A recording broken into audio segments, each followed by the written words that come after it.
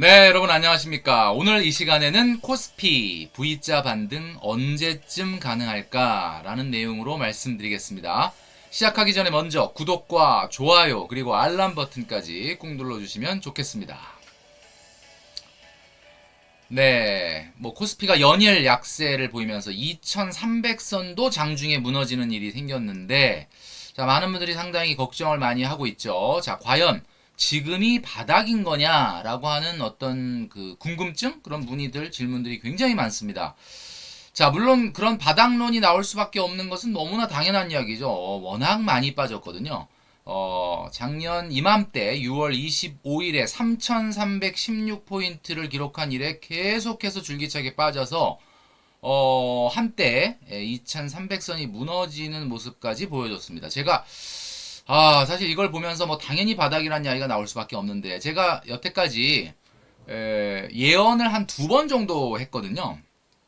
2015년도에 첫 번째 예언은 지금 보시는 것처럼 서울경제TV 개국 7주년 머니 콘서트에 제가 출연을 했었는데, 그때 제가 이런 이야기를 했었습니다. 서울 아파트는 아마 조만간 평당 5천만 원이 될 거다, 이런 얘기를 했다가 욕을 바가지로 먹었습니다. 예. 그 당시에 서울의 평균 아파트 가격이 평당 1,500, 강남은 한 3천 정도였는데, 그 얘기를 했다가 욕 참 많이 먹었던 것 같아요. 근데 지금 7년이 지났는데 제 예언을 훨씬 뛰어넘는, 강남 같은 경우는 평당 1억이 훨씬 넘어 버렸고요. 중위 지역 아파트도 거의 이제 5천만 원까지는 아니지만 서울의 웬만한 아파트들이 다 평당 5천만 원을 돌파하는 그런 상황을 보여줬습니다.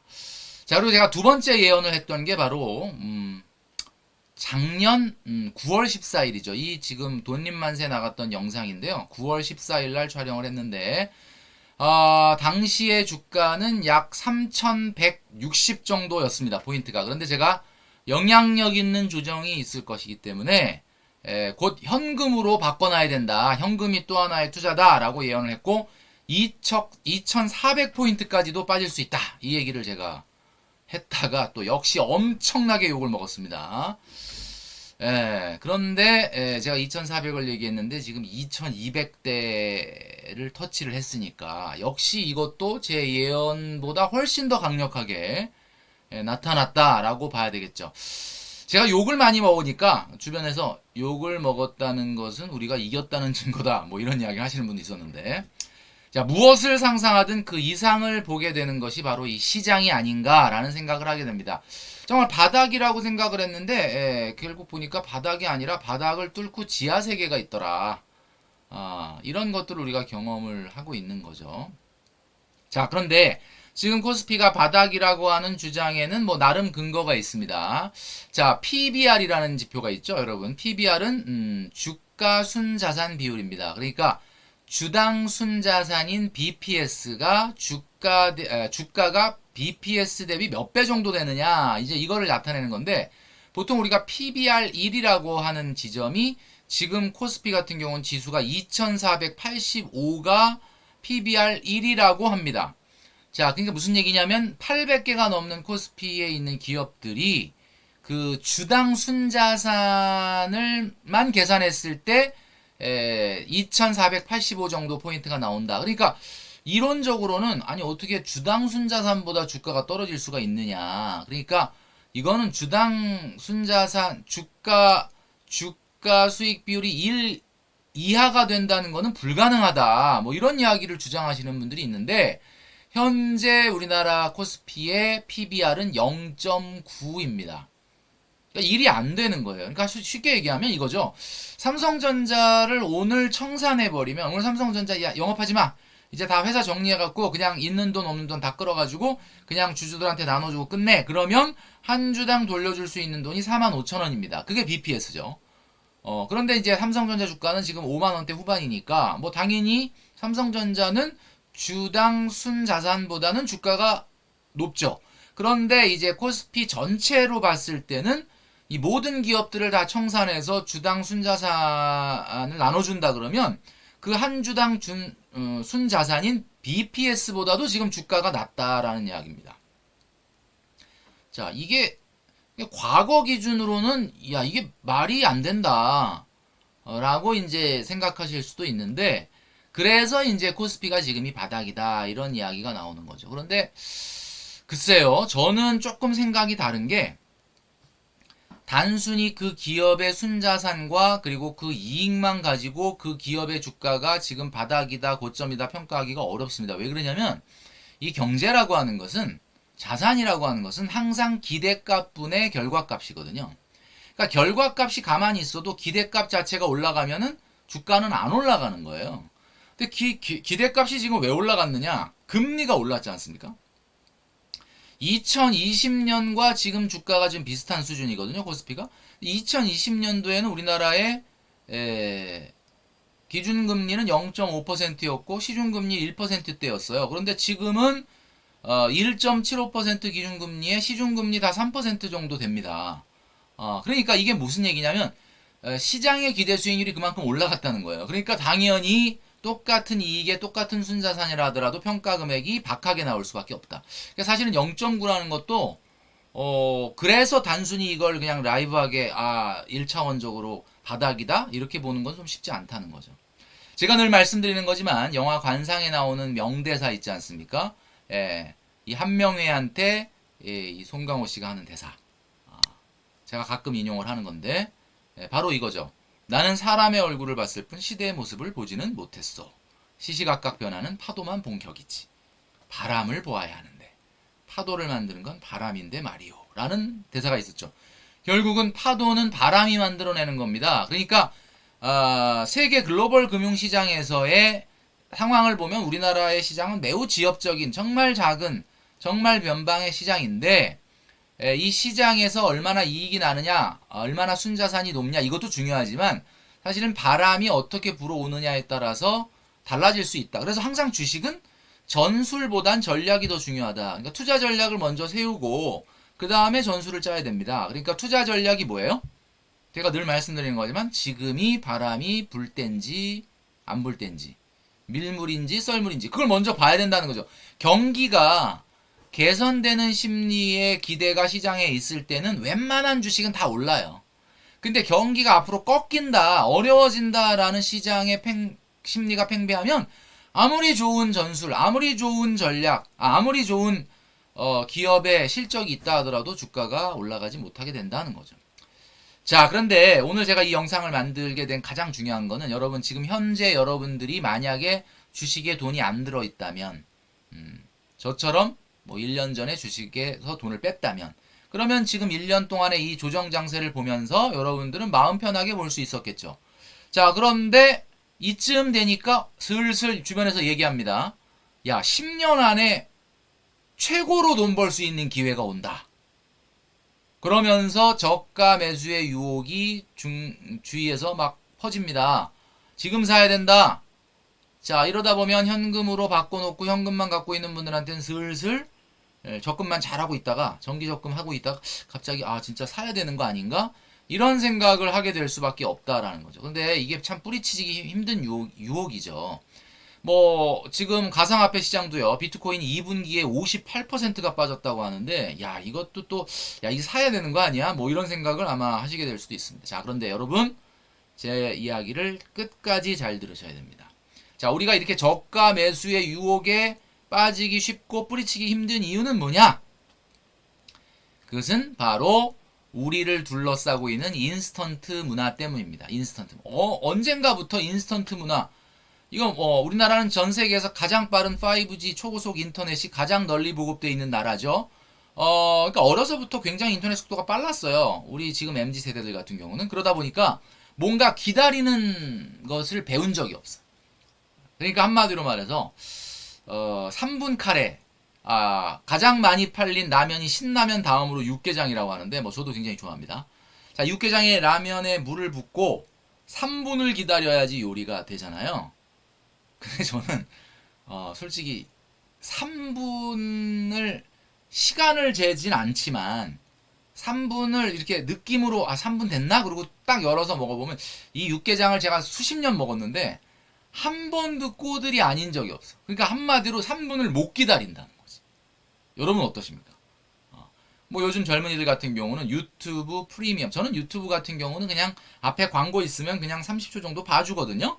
내가 원하는 영상 보기 위해서 그 정도 노력은 하는데 광고 없이 끊김없이 보고 싶다라고 해서 유튜브 프리미엄이라는 게 있잖아요. 유튜브 프리미엄. 그 다음에 여러분들 인스타그램 있지 않습니까? 인스타그램이 뭐의 복합어인지 아시죠? 인스턴트와 텔레그램의 복합어예요. 그러니까 인스턴트라는 거죠. 인스턴트. 바로 이 인스턴트가 재테크에도 뿌리 깊게 내려져 있습니다. 그러니까 오래 기다리는 건 못하겠다. 단박에 인생 역전할 방법이 뭐냐? 우리 젊은이들이 가장 좋아하는 말이 인생 역전인데 사실 저는 늘 말씀드리고 싶어요. 인생을 역전할 생각을 하지 말고 처음부터 이겨야 된다. 인생 역전을 꿈꾸는 많은 분들은 지금 지고 있다는 거잖아. 그죠? 게임을 계속 지고 있으니까 물론 뭐 우리 젊은이들이 과거에 비해서 취업도 어렵고 정말 집값도 높고 뭐 정말 3포 세대, 4포 세대, 5포 세대 하여튼 뭐 패배감이 없을 수가 없죠. 그러다 보니까 뭔가 인생 역전을 꿈꾸는 거일 수도 있겠지만 기본적으로 역전을 꿈꾼다는 것 자체가 사실은 바람직한 건 아니다라는 거예요. 이 세상에 고통 없이 이루어지는 게 없고 시간 없이 이루어지는 게 없습니다. 그래서 여러분 인스턴트로 되는 게 없어요. 자, 그러다 보니까 지금과 같이 이렇게 저가로 매수할 수 있는 기회 많지 않다. 이런 전망이 나오는 거죠. 자, 여러분. 자, 그러나 제 생각은 좀 다릅니다.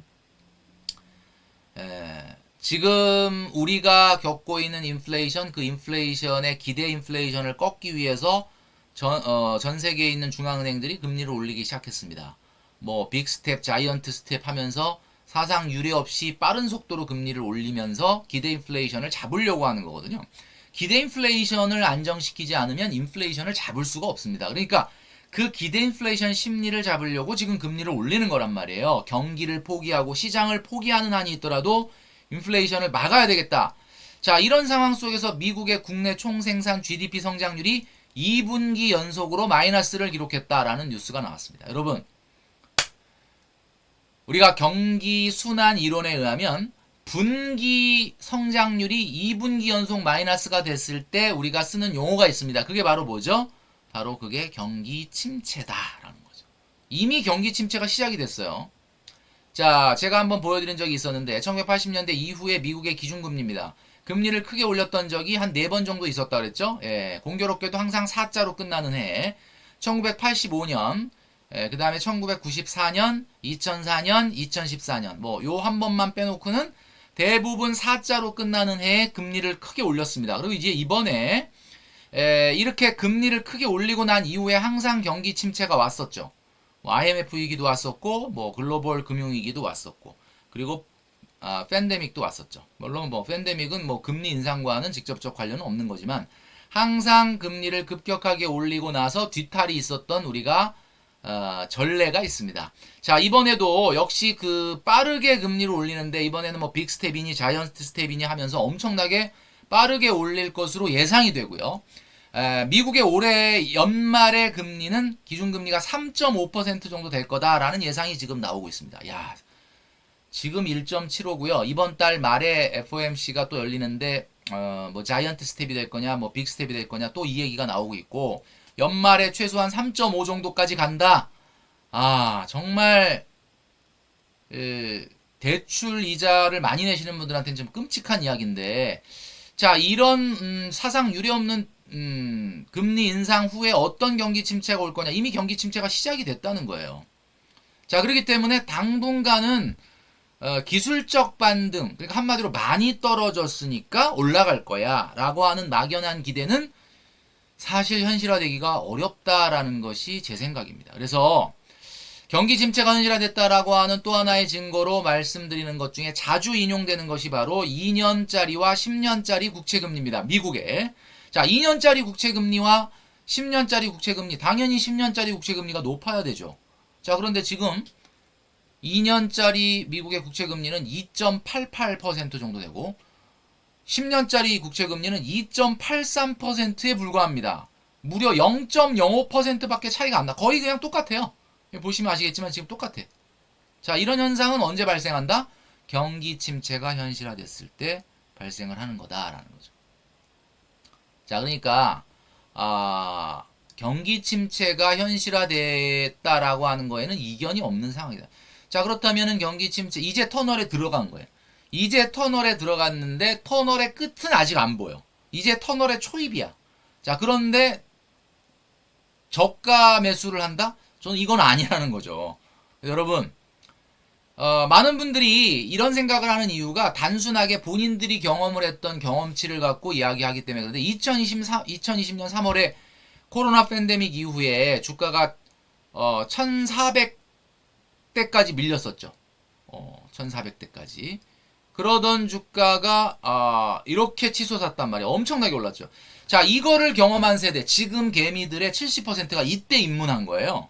그러니까 오로지 머릿속에 있는 기억은 그거밖에 없어. 그러니까 야, 무조건 이번에도 V자 반등이 가능한 거 아니냐? 자, 그때는 왜 가능했고 지금은 아닌지에 대해 첫 번째, 그때는 말이죠.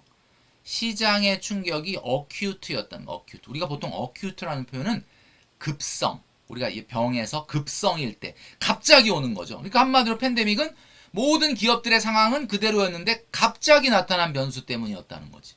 그죠? 그 다음에 두 번째는 경기 개선에 기대감이 있었습니다. 그때는 그러니까 팬데믹이 나타나고 나서 처음에는 엄청 놀랐는데 좀 지나고 나니까 야, 근데 이게 좀 있으면 코로나가 끝나지 않겠어? 그 다음에 마스크 벗지 않겠어? 그러면 좀 좋아지지 않겠어? 소비 폭발하지 않겠어? 이런 시장의 기대감이 그때는 가능했다는 거죠. 근데 이제 물론 그 기대감이 현실이 되는 데는 거의 2년 가까이 걸리긴 했지만 어쨌든 결국 주가라는 것은 기대감을 먹고 성장하는 거 아니겠습니까? 그죠? 그 다음에 셋째는 뭐예요? 초저금리의 유동성. 당시는 금리가 어마어마하게 낮은 금리, 특히 금리가 낮아져 있는 상태에서 팬데믹을 극복한다는 차원에서 또 금리를 더 낮췄단 말이에요. 자, 이 세 가지가 트리플 호재로 작용을 했기 때문에 시장에서 증가했다는. 자, 여기서 말하는 기대감은 기대 수익률하고는 다른 겁니다. 여러분 착각하시면 안 돼요. 아까 기대 수익률이 높아졌기 때문에 주가가 낮아졌다 그랬는데 그것은 기대감과 기대 수익률은 반비례하는 거 아시죠? 기대감이 높으면 기대 수익률은 떨어지고 기대감이 낮으면 기대 수익률이 높아지는 거예요. 자, 그러니까 이런 상황에서 자, 지금하고 뭐가 다르냐? 지금은 근데 말이죠. 시장의 충격이 어큐트가 아니고 크로닉입니다. 크로닉. 만성. 그러니까 한 번 왔다가 일시적으로 사라질 게 아니라 병으로 얘기하면 만성 질환이 돼버린 거예요. 인플레이션이 당장 빠르게 극복되긴 어렵거든요. 우리가 코로나는 2년 정도 극복하는데 걸렸는데 뭐 사실 지금도 뭐 완벽하게 극복은 아니지만 근데 그 당시에는 이거 금방 극복할 수 있어 라고 생각을 했다는 거지 시장이. 근데 지금은 그게 아니란 말이에요. 그 다음에 두 번째는 지금은 경기가 개선되는 심리가 있는 게 아니라 앞으로 안 좋아질 거다. 이제 터널에 막 진입을 했다. 이런 심리가 있다는 거지. 그러니까 안 된다는 거예요. 그 다음에 세 번째는 초저금리 유동성이 아니라 지금 금리가 너무 빨리 올라가죠. 자, 그럼 금리가 빨리 올라간다는 건 뭐예요? 기대 수익률이 높아진다는 거죠. 기대 수익률이 높아지면 제가 뭐라 그랬어요? 자산 가격은 항상 기대값분의 기대값분의 결과값이잖아요. 결과값이 가만히 있어도 기대값이 올라가면 자산 가격은 떨어질 수밖에 없는 지금 그런 상황이다라는 거죠. 그러니까 지금 이게 2200대 한번 터치했다 그래서 야, 이건 진짜 사야 된다. 이렇게 라이브하게 판단을 했다가는 큰일 난다는 얘기죠. 자, 그렇다면 앞으로 1년 어떻게 될 것이냐라고 본다면 현재의 연준의 인플레이션을 잡기 위한 나름대로 금리 인상 계획이 1년 정도의 로드맵으로 봤을 때는 속도 조절 없이 가는 걸로 되어 있거든요. 올해 연말까지 3.5 정도를 목표로 하고 있고. 자, 그렇기 때문에 V자 반등 현실적으로 어렵습니다. 자, 그러면 U자 반등 가능하냐? 조금 지났다가 뭐 하반기 정도 아니면 내년 상반기 좀 올라가는 거 가능하냐? 이것도 불가능합니다. 그래서 제가 결론부터 말씀드리면 앞으로 1년은 말이죠. V자도 U자도 아닌 바로 L자가 될 것이다. 자, 그런데 L자도 L 이게 아니라 L자 길어요. 이게 현실적으로 이 자본시장에서 이런 게 가능하냐라고 물어보는 분들이 많아요. 뭐 떨어지면 떨어지고 올라가면 올라가지 그렇게 다이나믹하지 않게 이렇게 정체 상태로 이렇게 오래 가는 게 가능하냐라고 얘기하는데 그 우리나라 코스피가 보여주지 않았습니까? 2012년도부터 17년도까지 이거 보세요. 무려 5년 가까이를 그냥 들어 누워 있어. 식물인간. 이런 게 가능한 게 그 당시에 그래서 얻은 별명이 있죠. 식물인간 코스피, 예? 식물 코스피, 뭐 이런 얘기도 있었고, 박스피, 뭐 이런 얘기가 있었죠. 자, 이게 불가능한 게 아닙니다. 그러나 우리는 5년, 2년, 3년, 5년 이렇게 얘기하고 싶진 않아요. 일단 앞으로 1년만 놓고 봤을 때는 여러분들이 지금 저가 매수라고 줍줍을 해야 되겠다라는 생각은 상당히 경계해야 된다라는 이야기죠.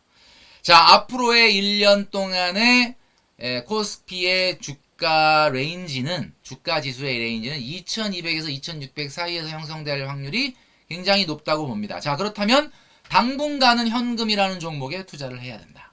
당분간은 현금이라는 종목에 투자를 해야 된다.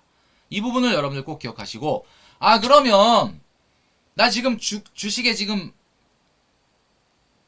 발목 잡혀 있는 사람은 어떡하냐, 이렇게 얘기하시는 분이 있는데, 이런 경우는 나름대로 프로그램 매도 계획을 세워야 됩니다. 프로그램 매도 계획이라는 게 뭐예요? 그때그때 원칙 없이 시장에 대응하면서 매도하지 말고 나름대로 계획을 갖고 있어야 되죠. 2200에서 2600 사이에서 움직일 앞으로의 시장에서.